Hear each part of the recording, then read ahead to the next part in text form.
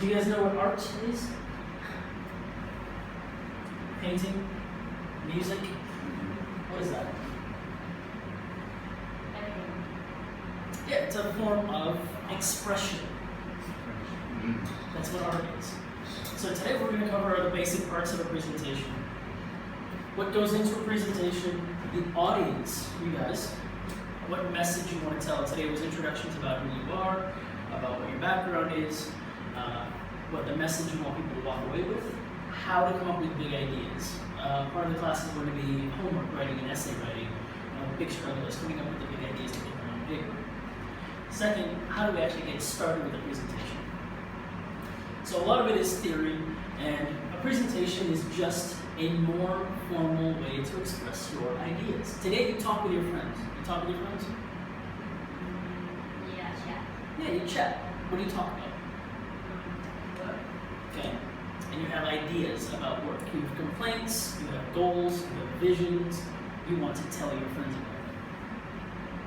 What do you talk about?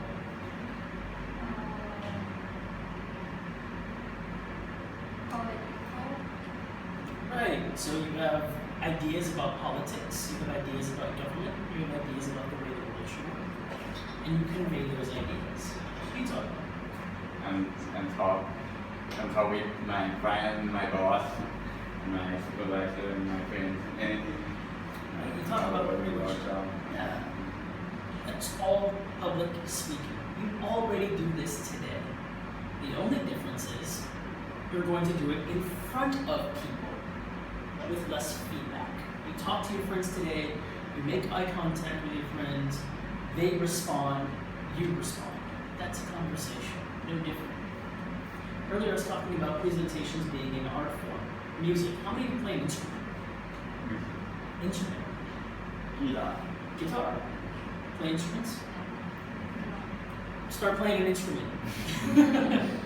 The reason why you play an instrument or the reason why you do presentations is to express idea. Who's heard of the phrase, music is soul, or music is food for the soul?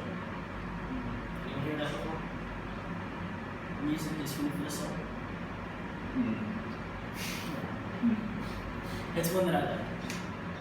But, just like presentations, you have to practice. Reading a book on playing piano, reading a book on playing guitar, doesn't mean you actually know how to play a piano, or doesn't mean you actually know how to play guitar. Practicing on a guitar, practicing on a piano is how you improve. Presentations are the exact same. Being able to get up in front of an audience, make constant eye contact with the audience is what you're going to practice. Make sense? So, you're basically just having a conversation. Where do we see presentations today? We see them popular TED Talks. You watch TED Talks? Mm-hmm. You watch TED Talks? What are the TED Talks that you like?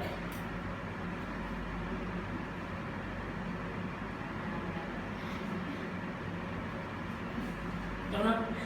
It's about why what but it can remember. About what? Why what but I think it's about you want to search you want to find why you do something.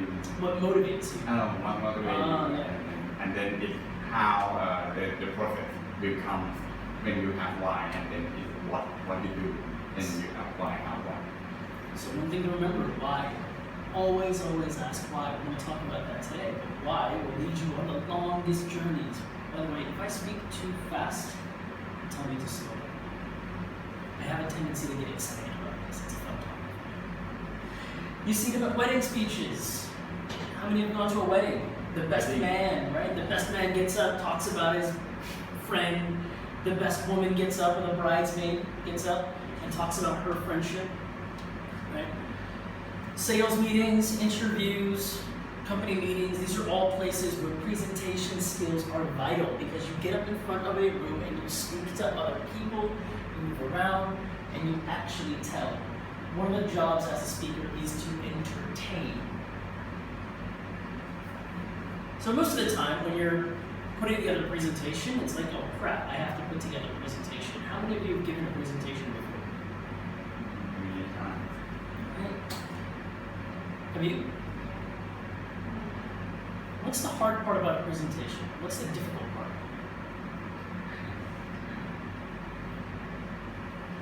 For me, when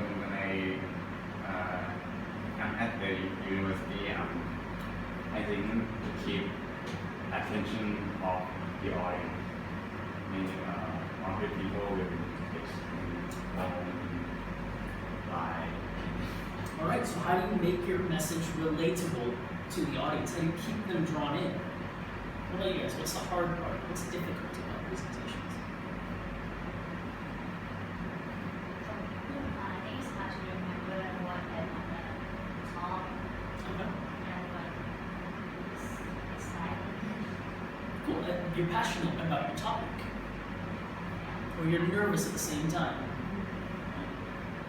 For me, I can speak English well. Okay. But if you're giving a presentation in Thai, I can do it well. okay. Cool. So language sometimes with practice, right? So first and foremost, the most important part, and I cannot stress this enough, is the audience. It's you guys right now, sitting in the chair and listening. Same thing, when you were standing up here, the most important people in the room was not you standing, it's not you standing, it's the people in the audience. They're the ones you're trying to convey your message. They're the ones you're trying to give your message to. Second, what is your message? What are you actually trying to say? What are you actually trying to tell people? What do you want them to walk away with knowing and understanding? I want people today to understand the theory of how to give a presentation. The medium. Is it a PowerPoint presentation? Is it visual aids? We're going to cover that later in the course. Is it just your speaking voice if you're at a wedding, you're just behind a podium? Is it just your voice and that's it? If you're at a debate, political science debate, all you have at your disposal is your voice and your body language. This is a visual tool, your entire body is. So get used to using it. The message itself, or the medium and the visual aids, and then you yourself, finally the speaker. You have the ability to actually use your voice and intonation to your advantage. So you, the speaker, can use your voice, you can use your body language, you can walk around the room, you can actually use the entire room to your full advantage to be able to deliver your message. By using the entire room, you've now captured the audience's attention because the audience, think of the audience like cats. Who knows what cats are now? Right? All of you guys are like cats. And I am a piece of yarn. Have you ever seen a piece of yarn string? You ever play with a cat with string? Or a dog with a ball? Same thing, the audience is no different. They are just that. You keep their attention. That's exactly what they look like all day long. Who are they? You guys are students. You're here to learn. So my examples that I'm going to provide you are around how to improve your speaking skills, what to think about. Are they peers? Are they faculty? Are they clients? Who are your students? Who are your audience members? Are they general audience? So far, any questions? So far? Any questions? Does this all make sense? Is this all really easy? You know all this stuff already? You know all this? No? Easy? So, the audience's mentality is always, and your mentality is the same as this. Why am I here? What can you do for me? Why should I care about you? That's what everyone in the room is thinking at the very beginning. How to tap into that, how to be able to get into that mentality, understand who your audience is and why they're there. For this class, I'm going to ask you to pretend. You're going to give a lot of presentations, political science presentations, psychology presentations, sales presentations. Pretend we are your clients. Pretend we are political science students. Pretend we're government officials. Convey your point to us as if we are the audience you want us to be. That's what the purpose of this course is to practice all that. So understand what motivates them, and always keep it relatable to your audience. If you see your audience on a cell phone texting away, snap at them. Hey, What's on your cell phone that's more interesting than up here? Why are you falling asleep? Why are your eyes wandering? Talk to the audience, engage them, it's okay. And again, the audience is like a herd of cats, so they're all about me, me, me, me. When we talk about critical thinking, we want to always ask ourselves, hey, what would the audience think? Why are they thinking the way they are? And why would somebody even want to see this? Why do you guys care about presentations? What's your first and foremost goal for this class? Or what's your goal? What's your goal for this class? Okay. What's your goal?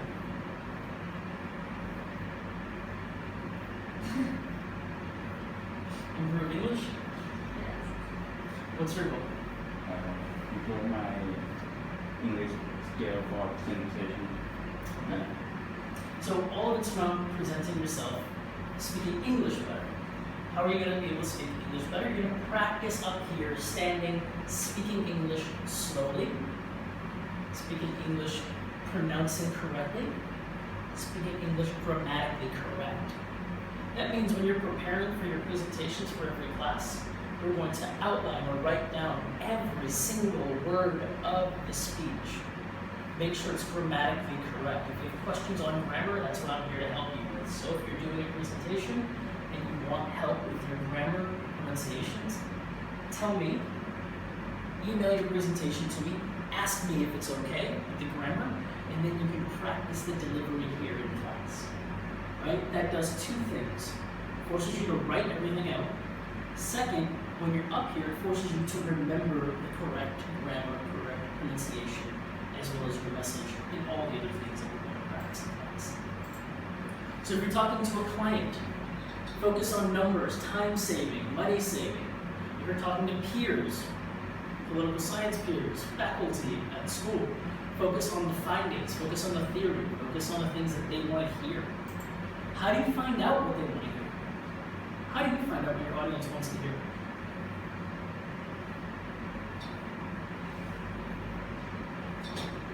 What do you mean? How do you find out what your client wants? I ask him. What do you ask? I ask them objective, their objective. What do you ask when you're giving a presentation to your audience? Questions about what I'm talking. What kind of questions? Do you think so? What about before the presentation? Before? Are you guys ready? I'm talking more along the lines of, what do you want to hear today? Why are you here? What is your expectation? Understanding the audience's expectation. What is expectation? I want. What they want. If you give a presentation without knowing what the audience wants, how do you even know it's made it clear to the audience? How do you know they've understood your message? How do you understand that they understand? So asking the audience before, paying attention before, understanding why they're in the room beforehand will help you deliver your message more clearly. So, what is your point? What are you trying to get to? This should be stated within the first few minutes. Generally speaking, you have 3 parts to a presentation. There's the introduction. Hello, my name is. I am a presentation lecture teacher, and I am here to tell you about presentation theory today. It's an okay introduction. It's kind of weak, it's kind of boring. It's all about me today. But a better introduction might be, hello everybody, how are you today? Good? You good? You awake? You awake? Alright, so I have your attention. I've actually made some eye contact with you. My name is Sunil, and I'm here to actually give you some ideas and tips on presentations. How many of people are nervous when they give presentations? I know I am. You guys nervous when you give presentations? Are they easy to give? Presentations easy? Your speech is easy? Yeah, right? So I'm here to help you make it a little bit easier, give be some underlying theory. Why am I qualified to do this? Well, I've been doing this for over 10 years. I've taught over 300 people how to give better presentations. I've taught engineers how to actually get up and get rid of their stage fright. So, giving you more confidence to be up here gives you the ability to convey your ideas. And that's what we're going to go over today. That introduction, however basic, however simple, it told you why I'm here, it told you how I'm qualified, it told you my name, who I am. That's your basic introduction. 10 to 20% of your time should be spent there. 5-minute presentation, how much time do you spend on the introduction for a 5-minute presentation? 30 seconds, 1 minute, 10 to 20% of your time. What about the body? What is in the body? Key points. So 60-80% of your key message you want to spend in your body telling people what you're here for. And then your conclusion. Why is the conclusion important?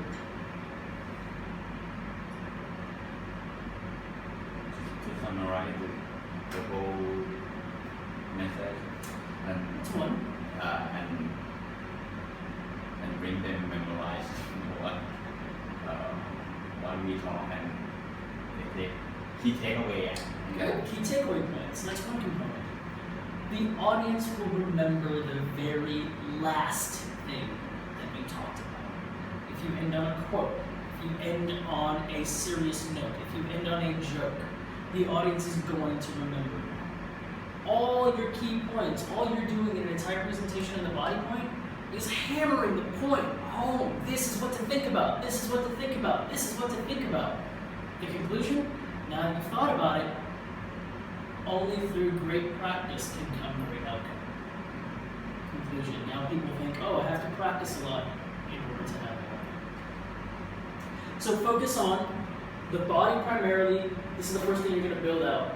10-minute presentation, 1 to 2 minutes for the intro, 6 to 8 minutes for the body, and 1 to 2 minutes for the conclusion. The body, this is part of my body, right? In the beginning I had an agenda.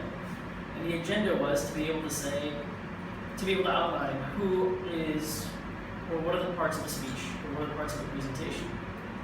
So this was my agenda. I have 3 to 5 talking points. My entire purpose of the presentation is the theory. 1 talking point, 2 talking points, 3 talking points, 4 talking points. And we want to keep it limited to 3 to 5.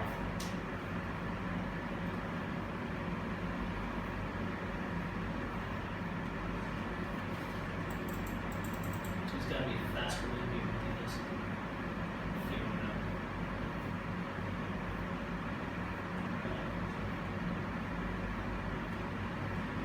Alright, next is the medium that you use. What's a medium? What is a medium?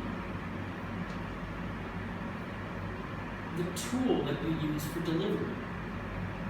Most common is this exact setup. You have a laptop, you got a projector, and you've got a white screen or a white wall. And you talk about the projector, and you talk to the projector, you read what's on the projector, and then you tell people what they want to hear. So the tools that you're going to use, primarily it's going to be PowerPoint. But next, we also have this thing called a whiteboard. Right? You can always write things up on the whiteboard. You can always draw stick figures. I'm a fan of stick figures. Makes it easy to convey a story. Why do we like stories? Why do we like stories? Sorry, it's easy to understand and maybe imaginary. Do you like stories? Do you like stories? What kind of stories? Story about friends. That's You cool. know that. Just daily story. What's a good movie that you like? Yeah.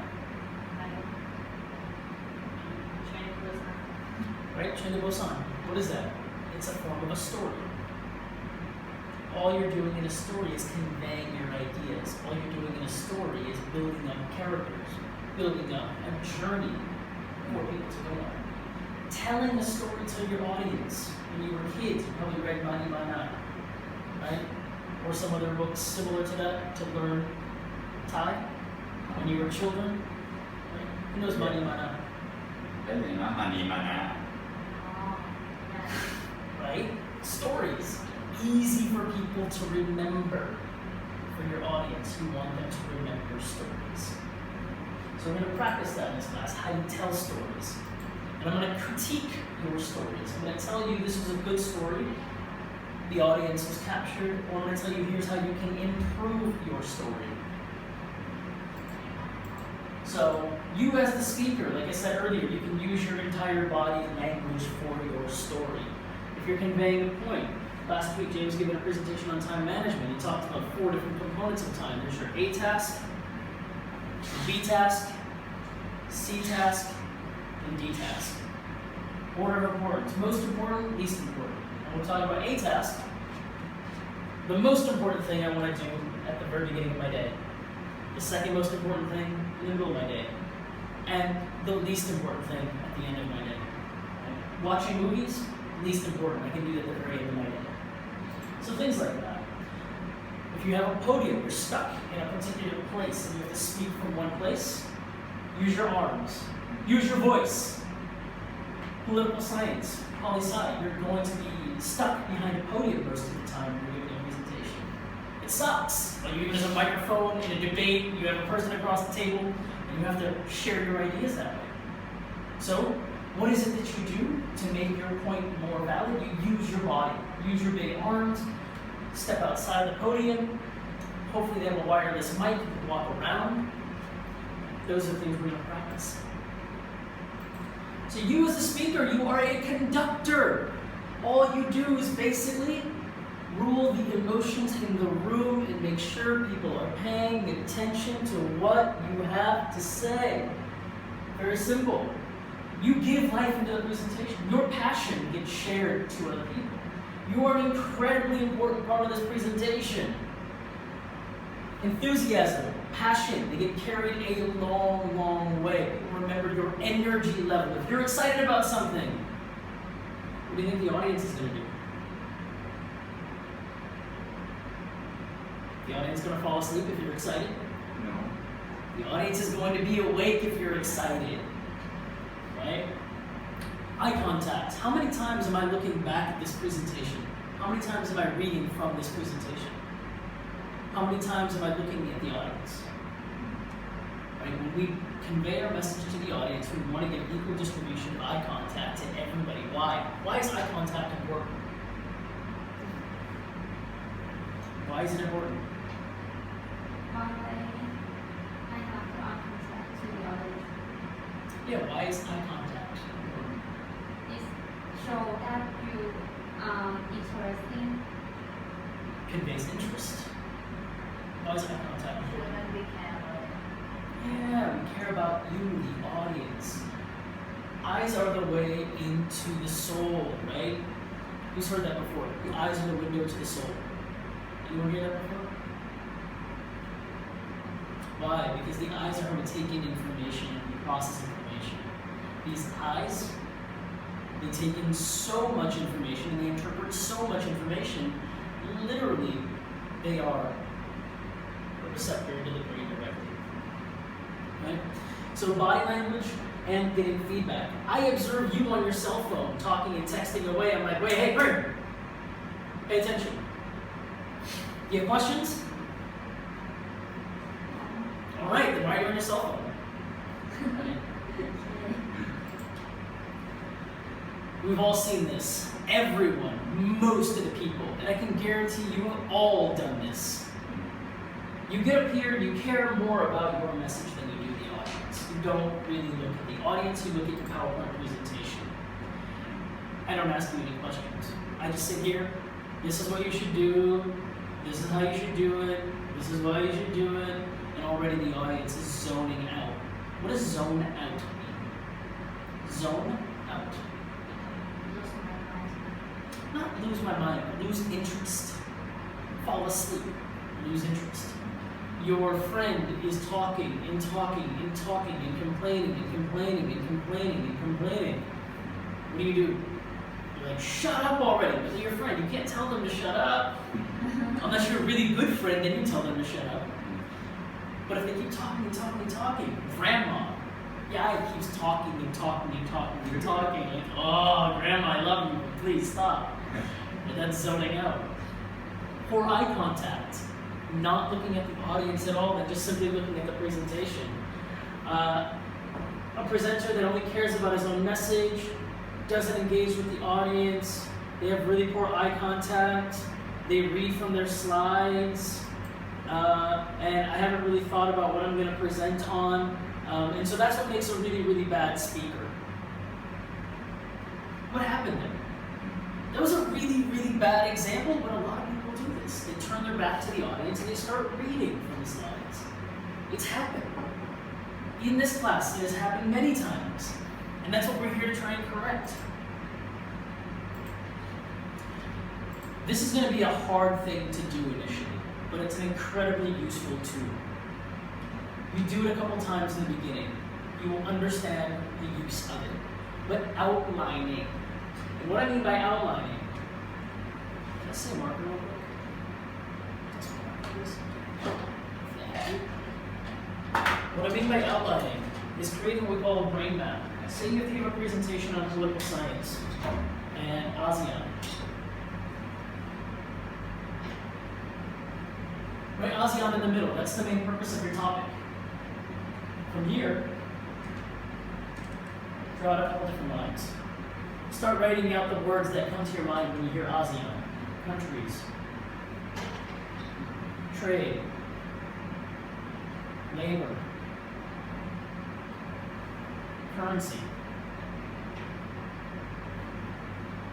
Now you've already got talking points to talk about ASEAN, what the positive and negative effects of ASEAN have been. Right? That's a simple brain map. If you have to give a presentation on digital marketing, well, what's the name of the customer? Customer name. What does their website say? Research. Their website says something. Their objective is something.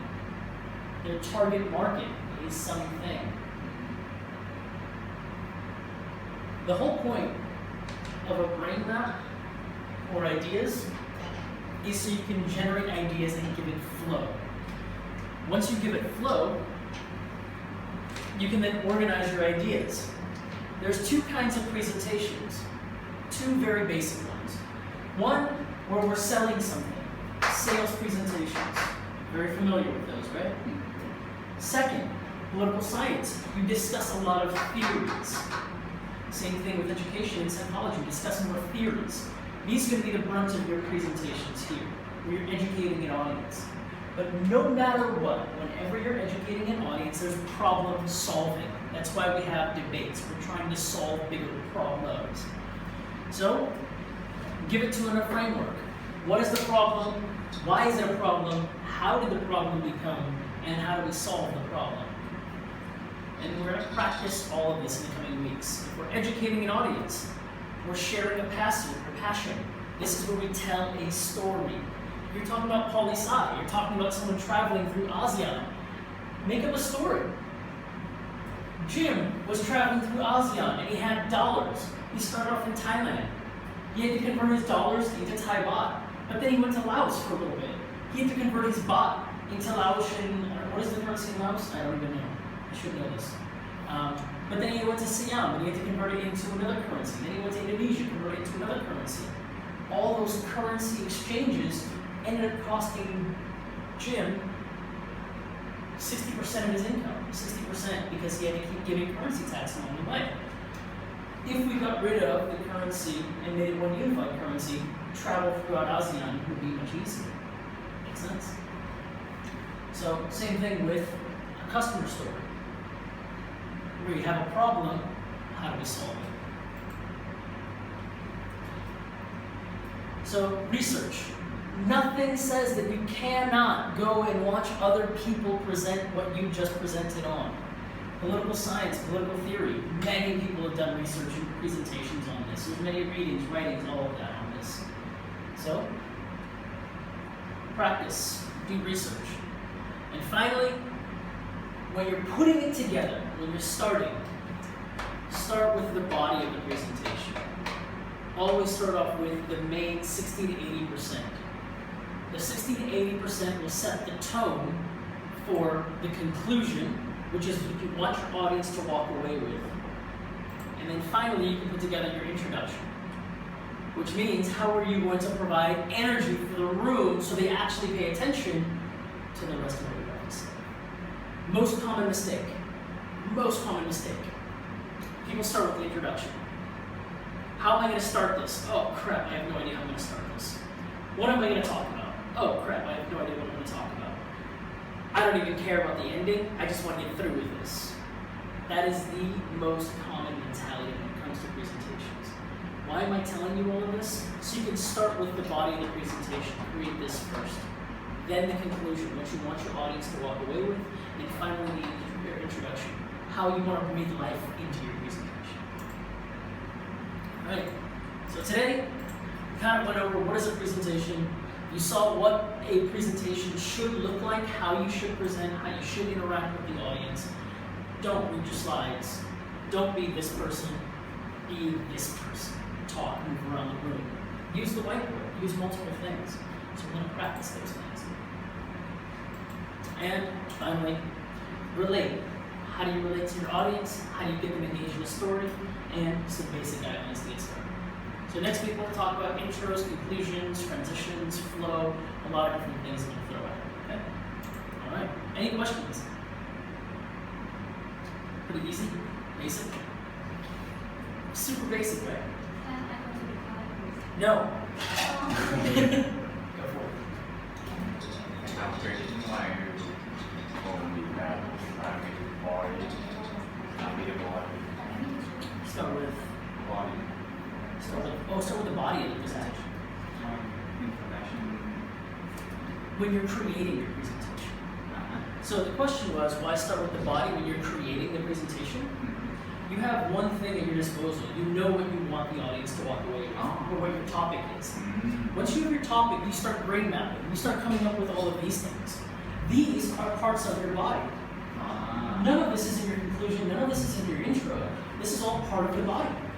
So if we're already in our minds thinking about the body, it makes sense psychologically to start building the body. Then once we've built out the body, we know kind of the tone, the theme, the undercurrent of what our message is going to be. And once we know the theme, the tone, the undercurrent, the rhythm, the flow of our presentation, we work on the conclusion. We want the audience to walk away with something. What do we want them to walk away with? And then finally, we work on the introduction. Okay, I'm excited about this presentation. I've got 2/3 of it done. How do I breathe life? How do I get attention of the audience? And that's why I recommend starting with the body, because all of these things are already done. Starting off with the introduction, you force yourself to come up with a tone and a flow. And that's where I say go with the body first, then the conclusion, then the introduction. Don't want to force your tone.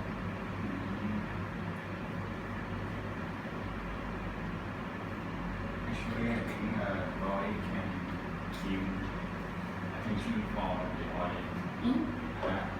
Make the message relate to them. Absolutely. With body. So the reason I say do the body first, you're absolutely right. This is where your message will get started. It's where the audience is going to make most of the learning happen. But remember, you have to end your presentation. So once you've hammered your point home, you want them to remember something. The audience is going to walk away and remember pretty much the last thing you said.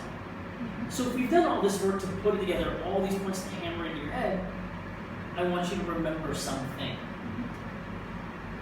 You mean give them the best impression before they go away, right? Exactly. End on a quote, end on a saying. By giving people a voice, we make way for change.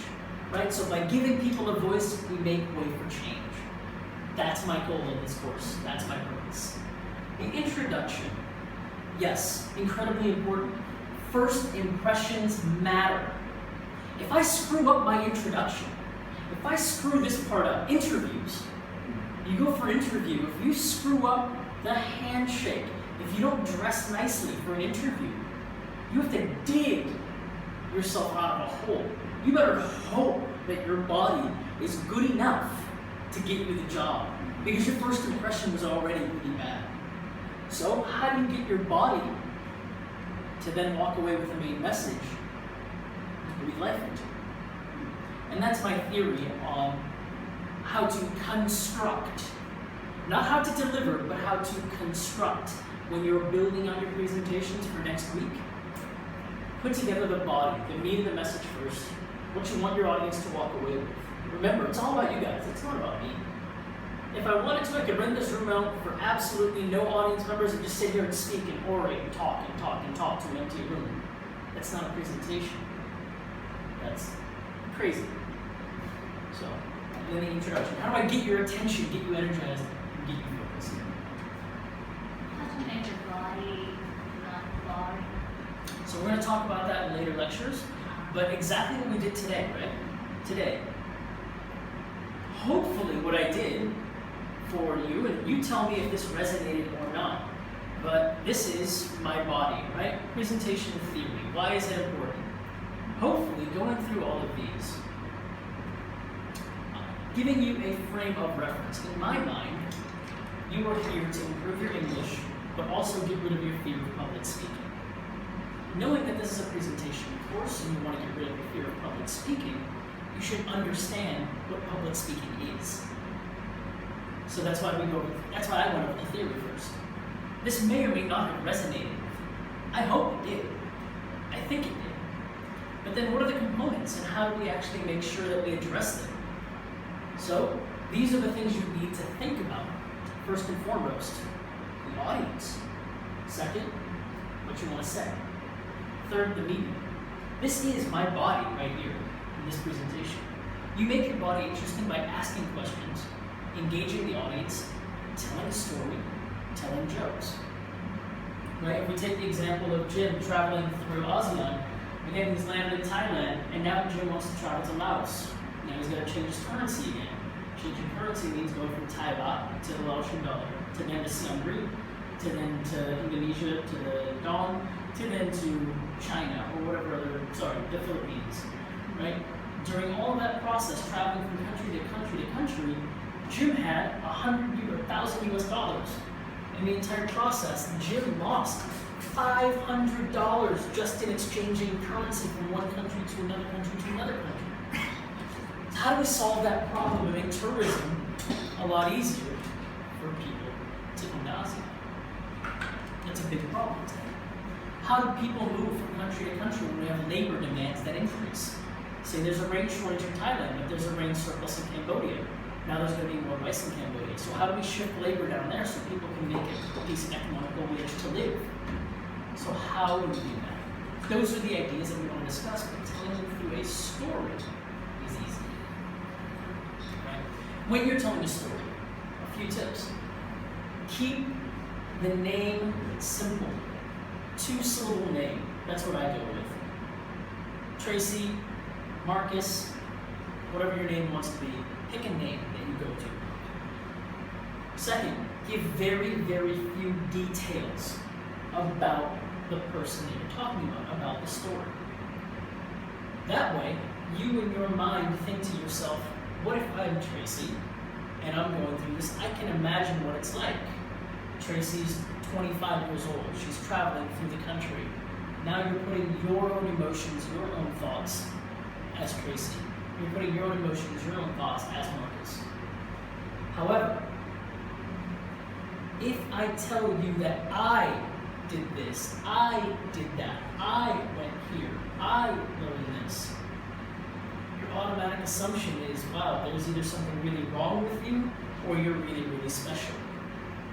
The audience will not try and connect and relate to you, the speaker. The audience will try and connect and relate to a fictional character. It's much easier to connect and think Mani has a lot of really, really good attributes versus your friend who you know so many details about who may have gone through this thing. So that's how you keep it interesting, is you tell a story. Cool. Any questions?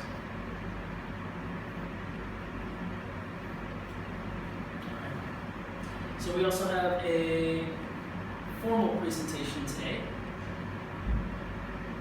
Alright. You ready? You ready? Me, what am I thinking? Yeah. I think it's okay, but I think with Windy, with I know more people. I'm trying to get more people. yeah, I'm curious with Windy.